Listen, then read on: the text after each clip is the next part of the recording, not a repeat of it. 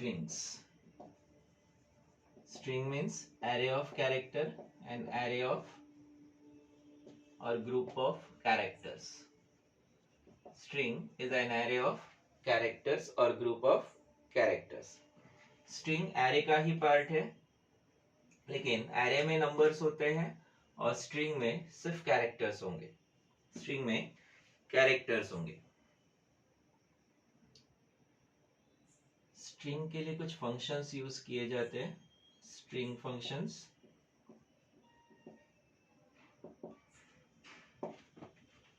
इसमें पहला strlen. strlen to find length of string. इससे पहले सिंटैक्स देखते हैं. सिंटैक्स सेम है जो एरे का सिंटैक्स है. डेटा टाइप फिक्स होगा इसमें. Syntax data type array name की जगह स्ट्रिंग नेम और स्क्वायर ब्रैकेट में सबस्क्रिप्ट लेंथ ऑफ स्ट्रिंग. जैसे एरे में एरे लेंथ था, इसमें स्ट्रिंग लेंथ होगा. For example data type fix है, इसका हर बार कैरेक्टर ही होगा. स्ट्रिंग नेम में कोई भी वेरिएबल ले सकते हो, आइडेंटिफायर होगा. सबस्क्रिप्ट C++ दोनों में मैक्सिमम 80 कैरेक्टर्स का स्ट्रिंग अलाउ किया गया है, इससे ज्यादा स्ट्रिंग नहीं होगा. Then string functions.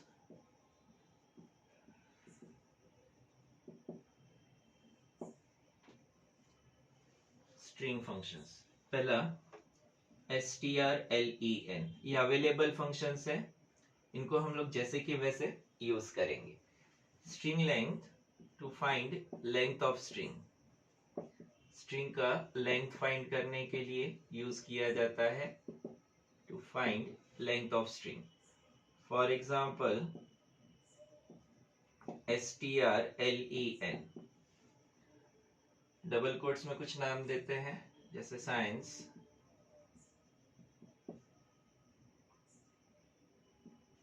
इसमें 1 2 3 4 5 6 7 कैरेक्टर्स है और ये कैरेक्टर्स इंटीजर फॉर्म में वैल्यू रिटर्न होगी l देते हैं. तो l की वैल्यू मुझे यहाँ मिलेगी 7 characters. Length of string is 7. यही अगर मैं कैरेक्टर इसको दूसरी तरीके से डिक्लेयर करते, character str equal to science.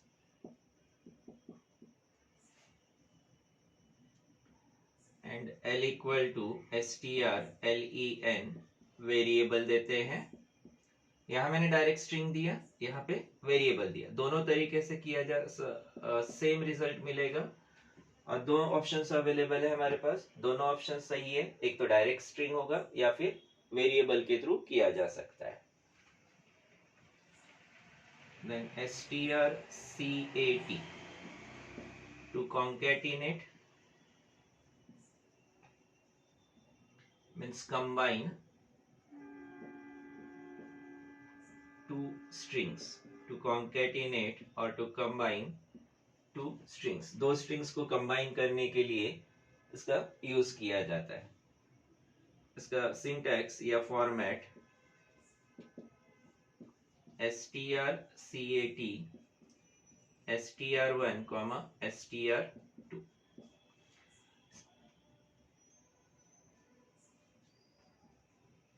General terms में लिखते हैं तो टारगेट सोर्स.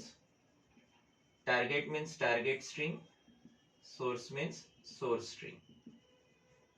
Target source. तो इस सोर्स स्ट्रिंग के सोर्स वेरिएबल में जो भी स्ट्रिंग होगी वो टारगेट स्ट्रिंग के साथ कंबाइन होगी.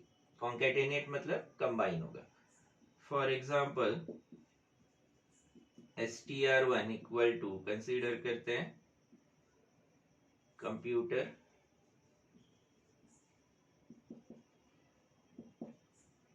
str2 equal to science and strcat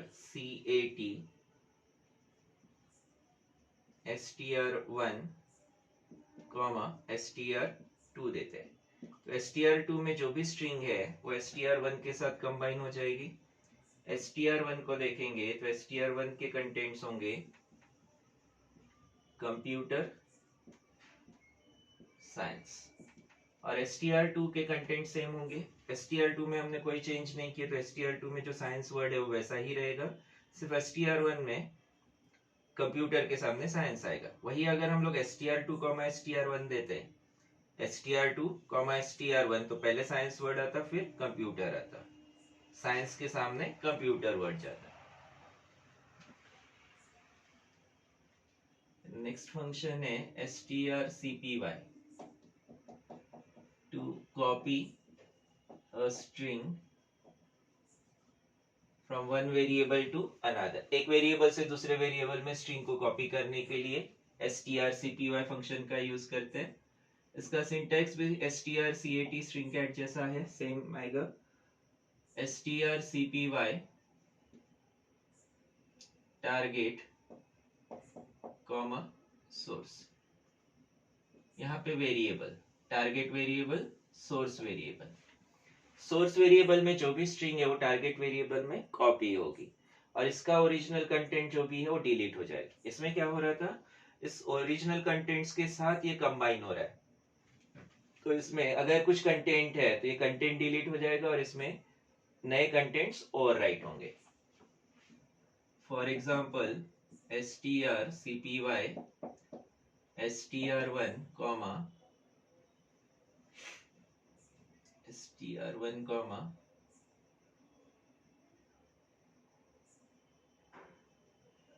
computer semicolon याद से देना है। इसमें कंप्यूटर वर्ड कॉपी हो जाएगा str1 में।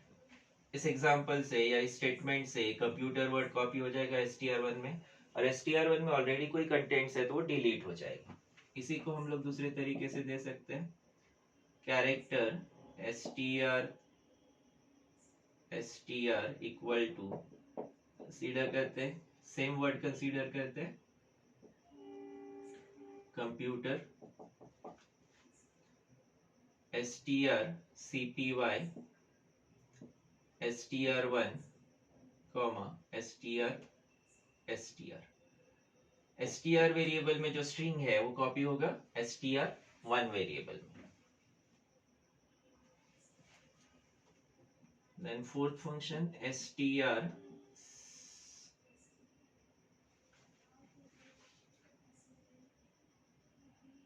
नेक्स्ट फंक्शन क्या है, strcmp to compare two strings character by character. Strings compare होगा character by character, to compare two strings character by character.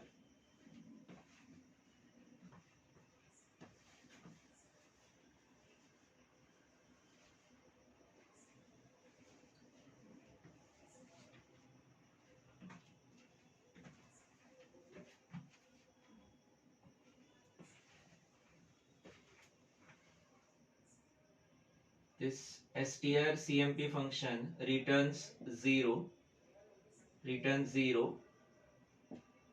if strings are same। अगर स्ट्रिंग्स सेम है, दो strings को ये कंपेयर करेगा कैरेक्टर बाय कैरेक्टर, और अगर दोनों स्ट्रिंग सेम है तो आउट रिजल्ट 0 आएगा। रिटर्न्स, अगर दोनों स्ट्रिंग सेम नहीं है उस केस में क्या, रिटर्न्स आस्की डिफरेंस। दोनों स्ट्रिंग में जो फर्स्ट मिसमैच कैरेक्टर है, दो स्ट्रिंग्स में जो फर्स्ट मिसमैच कैरेक्टर है उसका आस्की डिफरेंस आएगा। Returns ASCII difference of first mismatch characters.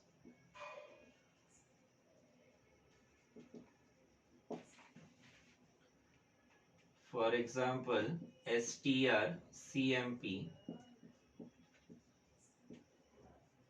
Computer comma character का कैरेक्ट लिया मैंने। इसमें फर्स्ट कैरेक्टर मैच हो रहा है, दोनों कैपिटल सी है, लेकिन दूसरा कैरेक्टर इसमें ओ और इसमें एच है, तो ये आस्की डिफरेंस रिटर्न करेगा बिटवीन कैपिटल ओ एंड नहीं small O and H. This example returns ASCII difference between O and H. Then number of functions है इसमें, हम लोग बहुत सारे functions नहीं देख रहे, जितने वैसे इतने भी required नहीं, हमको required है string length। जो हमारा required function है, required जो हर प्रोग्राम में यूज करना है हमको, वो है स्ट्रिंग लेंथ। ये फंक्शन को अच्छे से ध्यान में रखेंगे, बाकी फंक्शन से उतना ध्यान में रखो सफिशिएंट है। एक strrev ये स्ट्रिंग को रिवर्स करता है, to reverse the string. String को रिवर्स करने के लिए इस फंक्शन का यूज किया जाता है, स्ट्रिंग को रिवर्स करने के लिए इस फंक्शन का यूज किया जाता है। For example str equal to strrev, अगर मैं इसमें स्ट्रिंग दे रहा हूं रिवर्स, तो ये str इसमें रिवर्स हो जाएगा esrever, इस तरह से स्ट्रिंग रिवर्स हो जाएगा। ये कुछ फंक्शंस है, और स्ट्रिंग में बहुत सारे फंक्शंस हैं, जिसमें से कुछ फंक्शंस हम लोग देख रहे हैं, इतने भी हमको जरूरत नहीं होती है।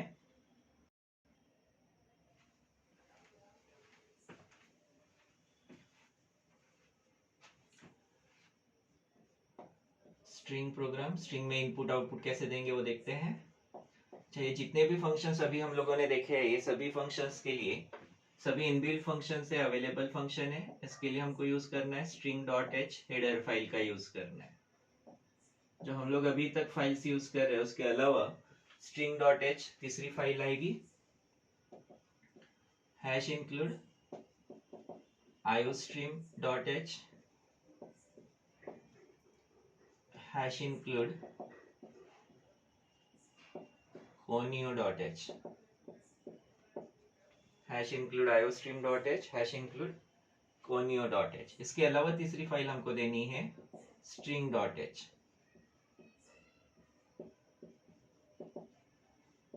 string.h void main iostream.h हम लोग लेते हैं सी इन सी आउट स्टेटमेंट के लिए। conio.h यूज करते हैं हम लोग गेट ch एंड clr के लिए, और स्ट्रिंग का प्रोग्राम है स्ट्रिंग के फंक्शंस यूज करने के लिए string.h।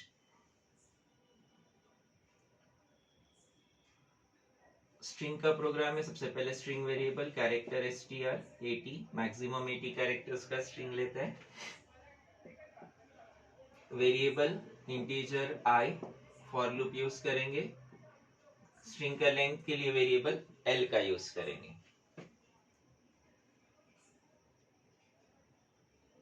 clr scr cout enter your name. User से उसका नाम पूछते हैं, एक्चुअली यूजर को बेवकूफ बनाते उसका नाम पूछेंगे और उसको वही नाम बताएंगे, उसी को बताएंगे कि तेरा नाम ये है।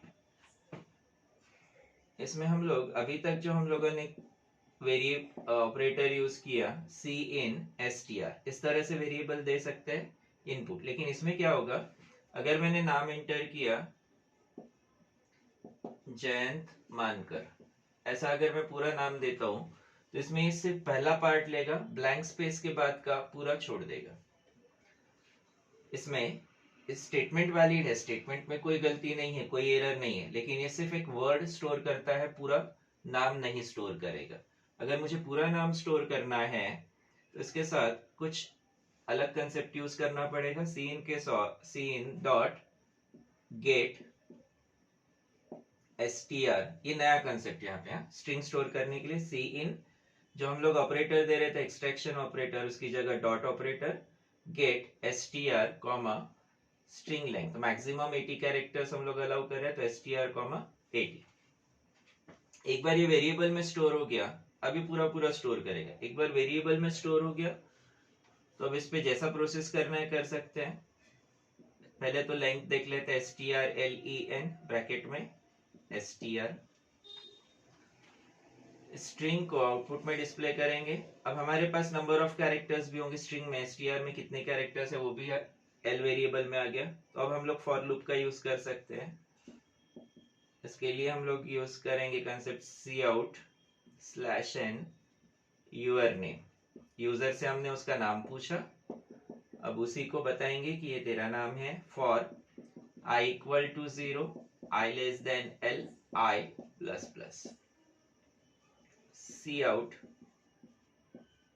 str i। यहाँ पे एक एक कैरेक्टर आउटपुट में डिस्प्ले करते जाएगा। गेट ch कब तक आउटपुट में डिस्प्ले करेगा? लेस देन l तक। 0 से स्टार्ट किया इसलिए लेस देन l, 1 से स्टार्ट करते हो तो less than equal to l ले सकते हैं। ये कंसेप्ट हमको ध्यान में रखना है क्योंकि ऑलमोस्ट स्ट्रिंग के जितने प्रोग्राम है ऑलमोस्ट सभी में हमको सेम कंसेप्ट यूज करना है। स्ट्रिंग स्टोर करने के लिए sin.get str, 80 string length find करेंगे, और एक बार नंबर ऑफ कैरेक्टर स्ट्रिंग में कितने हो पता चल गया तो फिर इस पे फॉर लूप अप्लाई किया जा सकता है। लिखो इसे।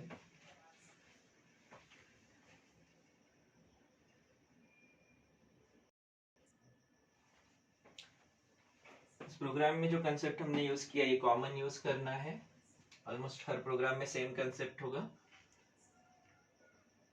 जैसे एग्जांपल देखते हैं, to count number of words in a string, किसी स्ट्रिंग में कितने वर्ड्स है काउंट करना है। जैसे अगर ये स्टेटमेंट भी कंसीडर करते हैं, कमेंट स्टेटमेंट हमारा, इसमें ये पूरा एक स्ट्रिंग है, स्ट्रिंग में 1 2 3 4 5 6 7 8 वर्ड्स है। 8 वर्ड्स है। अब मुझे कैसे पता चला 8 वर्ड्स है? ब्लैंक स्पेस से। अगर ब्लैंक स्पेस है इसका मतलब इसके बाद दूसरा वर्ड है, फिर ब्लैंक स्पेस है तो नेक्स्ट वर्ड आएगा, फिर ब्लैंक स्पेस है तो नेक्स्ट वर्ड आएगा, नेक्स्ट ब्लैंक स्पेस है, पहला ब्लैंक स्पेस सेकेंड वर्ड, दूसरा ब्लैंक स्पेस नेक्स्ट वर्ड। सब ब्लैंक स्पेस देते हुए ब्लैंक स्पेस चेक करना है हमको। ब्लैंक स्पेसेस चेक करेंगे तो जितने ब्लैंक स्पेसेस है उससे एक वर्ड ज्यादा है। इसके लिए हमको एक वेरिएबल यूज करना होगा, k कंसीडर करते हैं, k इक्वल टू 1 से इनिशियलाइज करते हैं। 1 से इसलिए कि पहला ब्लैंक स्पेस मिला तो 2 हो जाएगा, या फिर इसको अगर 0 से इनिशियलाइज करते हैं तो आखिरी में उसको प्रिंट करते वक्त, आउटपुट में डिस्प्ले करते वक्त 1 से इंक्रीज कर सकते हैं। मैं यहाँ 1 इनिशियली दे रहा हूँ इसको, जिससे कि फर्स्ट वर्ड मिलेगा, फर्स्ट ब्लैंक स्पेस मिलेगा तो सेकेंड वर्ड आएगा। एंटर अ स्ट्रिंग या एंटर अ लाइन ऐसा स्टेटमेंट दे सकते हैं। स्टोर करते वक्त सेम ऐसा ही sin.get str, 80 l equal to strlen str। अब इसको आउटपुट में डिस्प्ले नहीं करना है, स्ट्रिंग को आउटपुट में डिस्प्ले नहीं करना है हमको, सब प्रोसेस पार्ट चेंज करेंगे।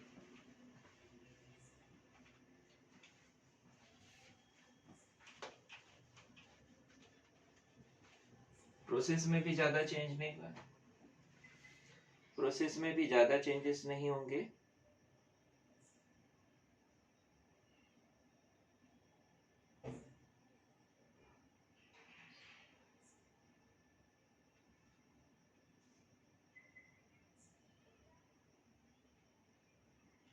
अब ठीक है, प्रोसेस में भी ज्यादा चेंजेस नहीं होंगे। हमारे पास नंबर ऑफ कैरेक्टर्स आ गए। अब वो स्टेटमेंट नहीं देना है हमको, यूर नेम वगैरह ऐसा कोई स्टेटमेंट नहीं देना है, तो डायरेक्ट फॉर लूप लेते हैं। फॉर i इक्वल टू 0, हम लोग फर्स्ट कैरेक्टर से आखिरी कैरेक्टर तक चेक करेंगे कितने ब्लैंक स्पेसेस है। i इक्वल टू 0 से स्टार्ट करेंगे, i less than l, i plus plus. Blank spaces check करने के लिए यूज करेंगे इफ स्टेटमेंट का, if stri equal to blank space, double quotes में दिया मैंने इसको, ब्लैंक स्पेस। अगर ब्लैंक स्पेस मिल रहा है तो k की वैल्यू 1 से इंक्रीज कर देंगे, k प्लस प्लस। अगर ब्लैंक स्पेस मिल रहा है इसका मतलब नेक्स्ट वर्ड शुरू हो रहा है तो k प्लस प्लस। लूप खत्म होने पर के में नंबर ऑफ वर्ड्स का काउंट होगा, उसे आउटपुट में डिस्प्ले कर देंगे। Cout slash N number of words equal to variable के, गेट सी एच closing this.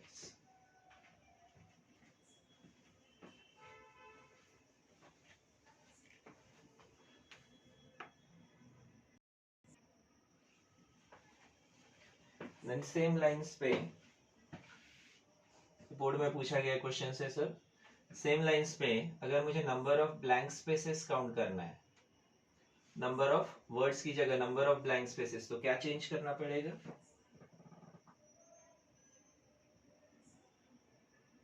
Number of words की जगह number of blank spaces count करना है। इस प्रोग्राम में भी हमने ब्लैंक स्पेसेस ही काउंट किए। अब number of blank spaces count करना है तो specifically to count number of blank spaces आएगा। इनिशियली के को 0 कर देंगे to count number of blank spaces. K को 1 जो हमने इनिशियलाइज किया था उसको 0 कर देंगे, बाकी कोई चेंजेस नहीं करना है। यहाँ पे ब्लैंक स्पेस ही काउंट कर रहा है, तो नंबर ऑफ वर्ड्स की जगह नंबर ऑफ ब्लैंक्स आ जाएगा, ब्लैंक स्पेसेस। ठीक है, इसका स्क्रीनशॉट ले लो। सेम है प्रोग्राम, इसलिए स्क्रीनशॉट ले लो।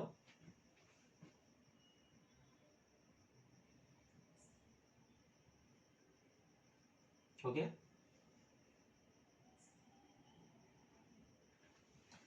देन नेक्स्ट जो पूछा गया है वो है नंबर ऑफ जेस। अब मैं एक्सपेक्ट करता हूँ ये तुम लोग आंसर बताओ। नंबर ऑफ जे इसलिए काउंट करना है क्योंकि मेरा नाम जे से शुरू होता है। बताओ जल्दी क्या कर सकते हैं?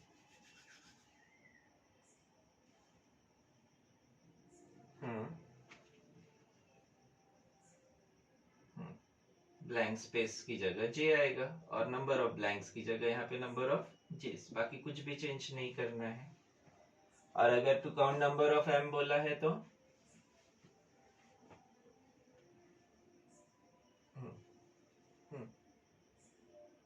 बस उतना ही चेंज करना है। नंबर ऑफ जेस वाला क्वेश्चन बोर्ड में पूछा गया है, नंबर ऑफ एम का भी एक बार पूछा गया है जयंत मानकर। ठीक है, देन इसका भी स्क्रीनशॉट ले लो नंबर ऑफ जेस वाले का।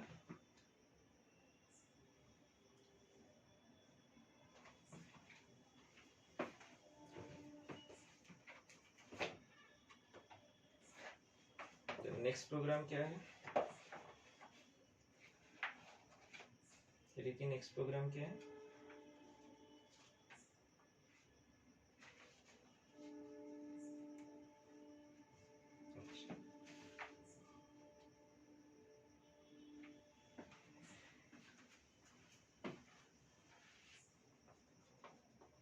नेक्स्ट प्रोग्राम है to replace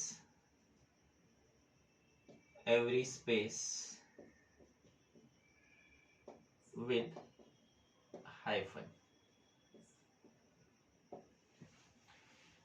hyphen and a minus sign dash to replace every space with hyphen dash से रिप्लेस करेंगे। इसमें भी इनपुट का कंसेप्ट तो सेम ही होगा। इस लेंथ को काउंट करने के बाद या फॉर लूप के पहले स्ट्रिंग को आउटपुट में डिस्प्ले कर देते हैं। Cout slash N original string, जिससे हमको ये समझ में आएगा कि ओरिजिनल स्ट्रिंग में क्या था और आउटपुट में क्या आएगा। और आउटपुट के लिए यहाँ हम लोग एक नया फंक्शन यूज करते हैं, puts str। Puts function output string को आउटपुट में डिस्प्ले करने के लिए यूज किया जाता है और इसके लिए हमको जरूरत पड़ती है stdio.h की। puts function is available in stdio.h।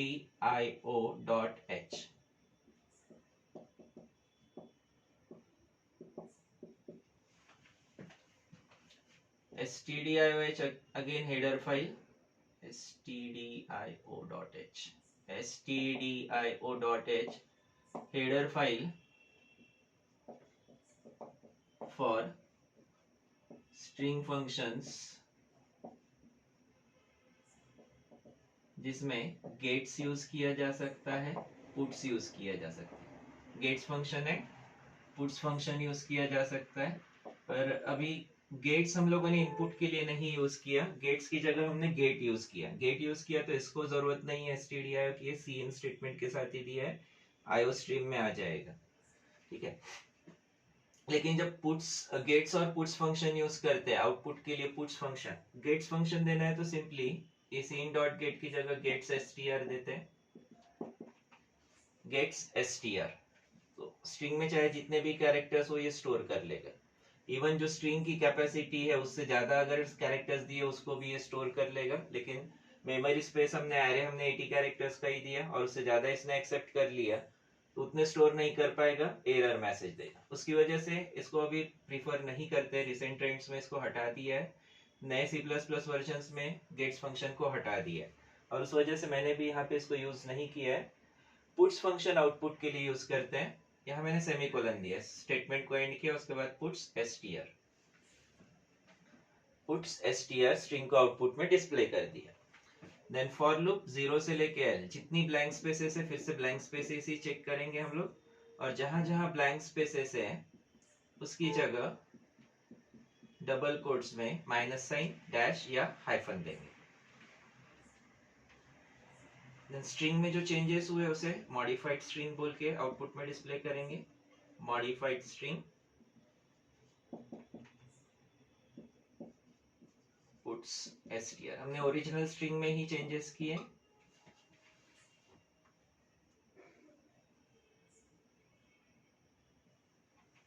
लिख लो इसे।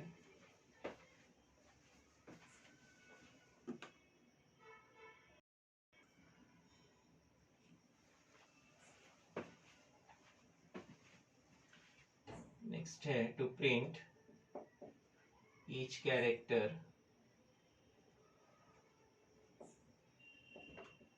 on a separate line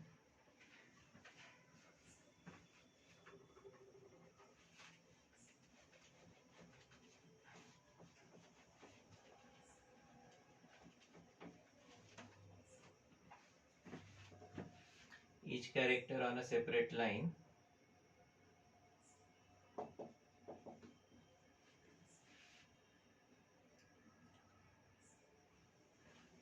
in reverse order। और इस एग्जांपल में स्ट्रिंग की जगह वर्ड बोला है, to print each character of a word on a separate line in reverse order. Reverse order, reverse string reverse करने के लिए strre भी फंक्शन है हमारे पास, लेकिन स्ट्रिंग रिवर्स क्या करता है, सिंगल लाइन में रिवर्स कर देगा। इसको हमको रिवर्स ऑर्डर में प्रिंट भी करना है और हर लाइन में अलग अलग प्रिंट करना है। इनिशियली तो character stret I L enter a string str comma यहाँ 20 करते, क्योंकि क्वेश्चन में स्पेसिफाई किया कि 20 कैरेक्टर्स का ही वर्ड लेना है, उससे ज्यादा नहीं। स्ट्रिंग लेंथ कितने कैरेक्टर्स 20 है क्या चेक करेंगे, 20 नहीं है उससे कम है तो भी कोई प्रॉब्लम नहीं, उससे ज्यादा ये स्टोर नहीं करेगा। अब इसको मुझे रिवर्स ऑर्डर में डिस्प्ले करना है, cout /n string in reverse order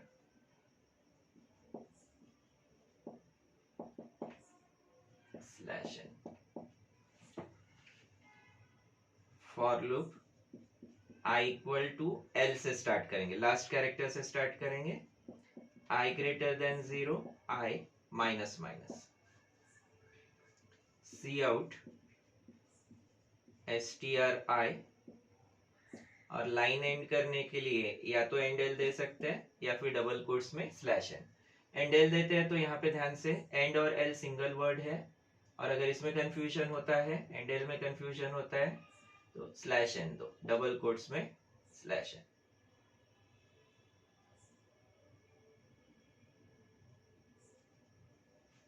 ठीक है, ये लूप एक एक कैरेक्टर को आउटपुट में प्रिंट करते जाएगा। खत्म हो गया लूप। तो आगे बढ़ेगा ये गेट ch पे एंड एंड।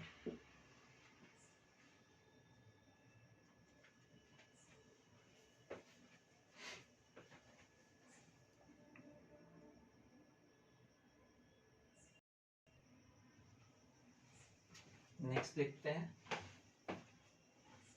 क्या है next.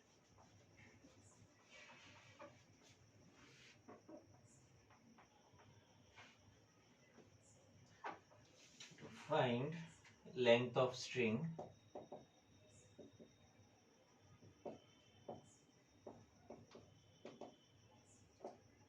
without using library function।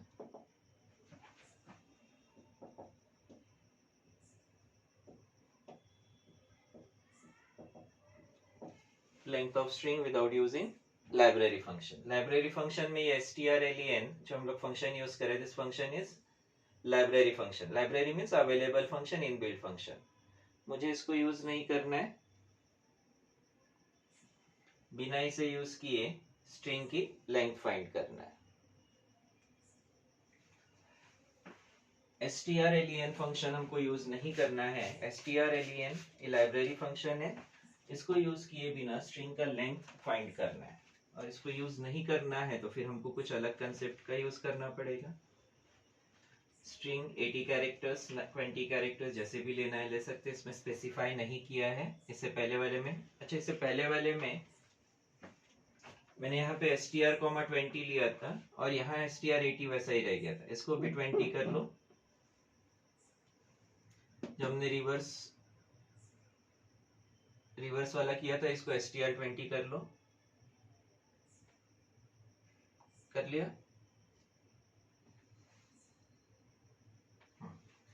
Then एक इंपॉर्टेंट पॉइंट, /0 और नल कैरेक्टर, /0 इसी को नल कैरेक्टर कहा जाता है। /0 इज एंड ऑफ स्ट्रिंग। जब भी कोई स्ट्रिंग हम लोग स्टोर करते हैं, जब भी कोई स्ट्रिंग, श्रेष्ठ माइक बंद करो। जब भी कोई स्ट्रिंग हम लोग स्टोर करते हैं तो कंपाइलर /0 असाइन करता है स्ट्रिंग के एंड में। जब भी हम लोग कोई स्ट्रिंग स्टोर करते हैं तो कंपाइलर स्ट्रिंग के एंड में /0 असाइन करता है, जो अपने रेफरेंस के लिए रखता है कि यहाँ पे ये स्ट्रिंग एंड हो गई। अगर हमको स्ट्रिंग का एंड पता करना है, स्ट्रिंग कहाँ पे एंड हो रही है, तो ये /0 चेक करेंगे। /0 end of string compiler assign करता है at the end of string. User नहीं देगा, हम लोग नहीं देंगे, ये कंपाइलर असाइन करता है। और अगर हमने ये चेक कर लिया कि कंपाइलर ने /0 कहाँ असाइन किया तो स्ट्रिंग के एंड में पहुंच जाते हैं। यहाँ यूज करेंगे, हमको स्ट्रिंग लेंथ का यूज नहीं करना है तो /0 का यूज करेंगे। फॉर i इक्वल टू 0, के वेरिएबल की यहाँ जरूरत नहीं है, पर रह गया तो ऐसा कोई प्रॉब्लम नहीं है। इसके पहले वाले में भी के की जरूरत नहीं थी। i equal to 0, i not equal to, जब तक हम लोग stri स्ट्रिंग के एंड में नहीं पहुंचते, means stri not equal to /0, जब तक हमको ये नल कैरेक्टर नहीं मिलता है, /0 वाला कैरेक्टर नहीं मिलता है, तब तक आगे बढ़ते जाना है। क्या करना है मुझे आगे बढ़ने में, l इक्वल टू 0 से इनिशियलाइज करते हैं l++, l 1 से इंक्रीज करते जाएंगे। और एक ही स्टेटमेंट देना है मुझे l++, यहाँ पे i, ये भी i, और जब तक स्ट्रिंग के एंड में नहीं जाते हैं, l इक्वल टू 0 से स्टार्ट किए, जब तक एंड नहीं मिलता है तब तक इसको इंक्रीज करते जाएंगे। और finally scout /n length of string display करेंगे। Length of string equal to variable l। इसमें हमने लाइब्रेरी फंक्शन स्ट्रिंग लेंथ का यूज नहीं किया है। ये एक तरीका है स्ट्रिंग का एंड पता करने का। इस तरह से स्ट्रिंग का एंड पता किया जा सकता है स्ट्रिंग लेंथ यूज किए बिना। लिखो इसे।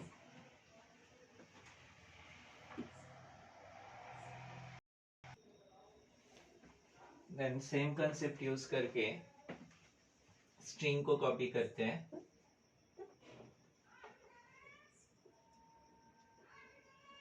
टू कॉपी अ स्ट्रिंग एक वेरिएबल से दूसरे वेरिएबल में without using library function. String को कॉपी करने के लिए लाइब्रेरी फंक्शन में strcpy है, इसको बिना यूज करे स्ट्रिंग कॉपी करना है। str1 दो वेरिएबल्स लेते हैं, str1 str2 दोनों 20 ही लेना है, ऐसा कोई कंपल्शन नहीं है, अपने अकॉर्डिंग ले सकते हैं। इसे स्टोर करेंगे str1 वेरिएबल में str1, 20।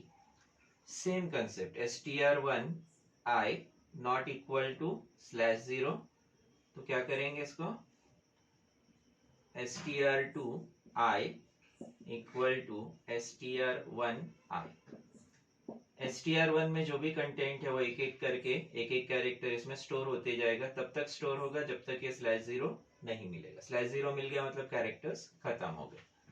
अब हमको कैरेक्टर्स लेंथ ऑफ स्ट्रिंग नहीं देना था, मैंने इसमें लेंथ भी फाइंड नहीं की है, लाइब्रेरी फंक्शन में वो भी आता है strlen हो गया या strcpy, ये दोनों लाइब्रेरी फंक्शंस है। मैंने strlen का भी यूज नहीं किया, अगर /0 यूज करते हैं तो strlen की भी हमको जरूरत नहीं है।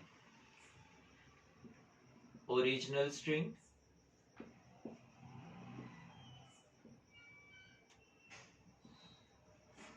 इसको puts फंक्शन से डिस्प्ले करते हैं, puts str1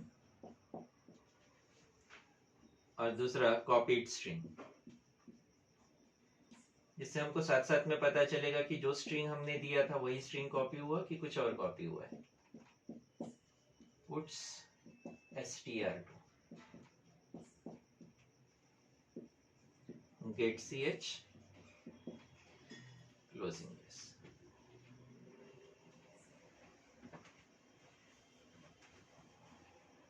इसमें हमने लाइब्रेरी फंक्शंस strcpy strlen ये दोनों लाइब्रेरी फंक्शंस का यूज नहीं किए, /0 यूज किए। नल कैरेक्टर जो स्ट्रिंग का एंड डिटेक्ट करेगा और जहां तक स्ट्रिंग का एंड नहीं मिलता है तब तक एक एक कैरेक्टर कॉपी करते जाएगा। अगर i इक्वल टू 0 है, i इक्वल टू 0 है तो str2 0 equal to str1 0। str1 0 पे जो कैरेक्टर है वो कैरेक्टर str2 पे स्टोर हो जाएगा। सेम वैसे i इक्वल टू 1 के लिए फर्स्ट कैरेक्टर स्टोर होगा, i इक्वल टू 2 के लिए सेकेंड कैरेक्टर स्टोर हो जाएगा। ऐसे करते हुए ये तब तक चलेगा जब तक वो str/0 नहीं मिलता है। /0 आ गया मतलब स्ट्रिंग एंड हो गया, आगे कैरेक्टर स्टोर नहीं करेगा।